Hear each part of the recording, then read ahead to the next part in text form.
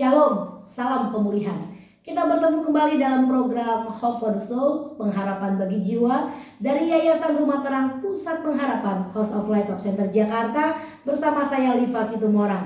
Pagi hari ini kita kembali mau belajar dari kebenaran firman Tuhan, karena kita percaya firman Tuhan yang kita terima, firman Tuhan yang kita dengarkan, dan firman Tuhan yang kita perkatakan akan membawa kuasa yang bekerja, memulihkan dan membaharui kita tubuh, jiwa, dan roh, sehingga kita boleh memiliki pengharapan yang baru di dalam Tuhan. Haleluya. Pagi hari ini kita boleh sama-sama belajar dalam kitab Galatia pasal yang ketiga. Kitab Galatia dalam perjanjian baru pasal yang ketiga ayatnya yang kelima. Dalam perikop firman Tuhan, dibenarkan oleh karena iman. Ayat yang kelima. Jadi bagaimana sekarang? Apakah ia yang menganugerahkan roh kepada kamu dengan berlimpah-limpah dan yang melakukan mujizat di antara kamu berbuat demikian karena kamu melakukan hukum Taurat atau karena kamu percaya kepada pemberitaan Injil? Haleluya. Judul dari renungan firman Tuhan pagi hari ini, menerima anugerah melalui iman. Bayangkan kita sedang berada dalam suatu kebaktian kesembuhan. Ada seorang laki-laki pemabuk atau alkoholik berjalan memasuki gereja dengan bau alkohol yang menyengat. Dia duduk di belakang seorang pianis gereja, seorang wanita tua yang begitu ramah, yang telah melayani dalam gereja tersebut selama 50 tahun masa hidupnya. Kedua orang ini sedang menderita rematik pada sendi-sendinya. Mereka berdua mengalami kelemahan fisik, yaitu rematik pada sendi tubuh mereka. Kuasa kesembuhan hadir saat ibadah berlangsung. Seketika itu juga si pemabuk, si alkoholik yang tidak pernah datang ke gereja sebelumnya disembuhkan oleh Tuhan. Berbanding terbalik dengan seorang pianis, seorang tua yang begitu ramah, yang telah melayani 50 tahun di gereja tersebut, pianis tersebut belum disembuhkan oleh Tuhan. Sebagian besar orang saat mendengar kisah seperti ini tentunya akan kecewa dan bingung.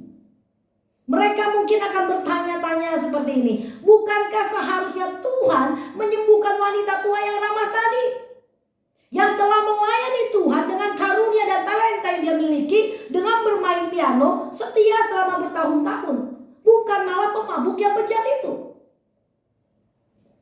Kita lihat, banyak orang masih percaya bahwa Tuhan hanya menyembuhkan orang-orang yang dipandang layak. Tetapi itu bukan cara kerja Tuhan. Tuhan melihat iman dan bukan perbuatan. Kuasanya diwujudkan dalam diri orang-orang yang mempercayai kebaikannya, bukan perilaku baik mereka. Jadi jika kita kembali ke contoh cerita di atas, Tuhan ingin menyembuhkan keduanya, yes, pasti. Si pemabuk, alkoholik, dan si pianis tua yang ramah tadi. Yang mereka perlu lakukan hanyalah menerima anugerah atau kemurahan yang tidak layak mereka terima melalui iman. Haleluya. Kita lihat, kita tidak dapat mengupayakan berkat-berkat Tuhan dengan kekuatan kita. Kita menerimanya dengan hanya mempercayai kasih dan anugerah Tuhan terhadap kita. Jika kita menerima berkat terbesar, yaitu keselamatan saat Yesus mati di kayu salib, hanya dengan kita percaya bahwa Yesus melakukan semua itu untuk kita dan bukan dengan kita mengupayakannya, maka mengapa kita harus berpikir berat untuk hal-hal atau berkat-berkat kecil yang kita mau terima dari hidup kita?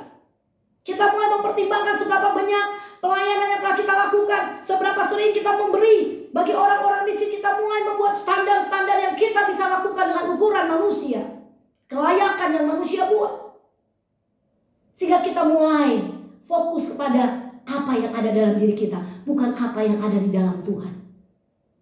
Kita berbicara tentang kuasa yang kita keluarkan oleh karena perbuatan-perbuatan kita, bukan kuasa yang keluar oleh karena Yesus Tuhan ada dalam hidup kita. Jadi jika saudara dan saya mengalami satu pergumulan, masalah, sekecil apapun itu. Saya nggak pergi kepada Bapa saya yang di sorga dan berkata, Tuhan, selesaikanlah masalah saya ini. Saya kan seorang penginjil, saya kan seorang ibu pendeta, saya pemimpin yayasan, saya sudah membagi banyak bantuan-bantuan, dana-dana, barang-barang yang dibutuhkan untuk orang-orang yang kesusahan. Tuhan, lihat dong, saya sudah melayani berapa lama tahunnya di gereja Tuhan ini. Tuhan, lihat dong berapa banyak orang yang sudah dipulihkan melalui yayasan ini. Saya tidak datang dengan begitu banyak apa yang ada di dalam diri saya. Tapi sebaliknya, saya hanya datang kepada Tuhan Yesus. Kemudian saya akui kuasanya yang hidup itu. Saya katakan, Tuhan, oleh karena Engkau telah mati di kayu salib dan Engkau telah menebus dosa kami, Engkau menanggung sakit penyakit kami, maka itulah dasar percaya imanku Tuhan, untuk aku beroleh anugerah. Engkau bisa menyatakan pertolonganku untuk memulihkan dan menyelesaikan masalahku. Kita tidak datang kepada Tuhan untuk memamerkan apa yang sudah kita perbuat, apa yang telah kita capai, tapi kita hanya perlu datang dan mengakui kedaulatan kuasanya yang akan bekerja atas hidup kita. Jika kita hanya percaya bahwa kita menerima berkat-berkat berdasarkan karya Yesus yang sempurna hanya oleh anugerahnya saja, itu berarti sesungguhnya kita telah menerima berkat-berkat itu. Saudara yang kasih dalam nama Tuhan, hidup kita adalah anugerah. Kita hanya perlu mengakui kedaulatan kuasanya, sehingga kita beroleh anugerah yang Tuhan berikan atas hidup kita. Rema dari renungan firman Tuhan pagi hari ini. Kuasanya dinyatakan dalam diri orang-orang yang mempercayai kebaikannya. Bukan karena perilaku baik kita, tapi karena apa yang Tuhan kerjakan atas hidup kita. Kiranya firman Tuhan pagi hari ini boleh membawa pembaharuan bagi kita, tubuh, jiwa, dan roh kita, sehingga ada pengharapan yang baru yang kita boleh terima hari ini. Terpujilah Tuhan pada saat pagi hari ini, kekal sampai selama-lamanya. Haleluya. Salam pemulihan.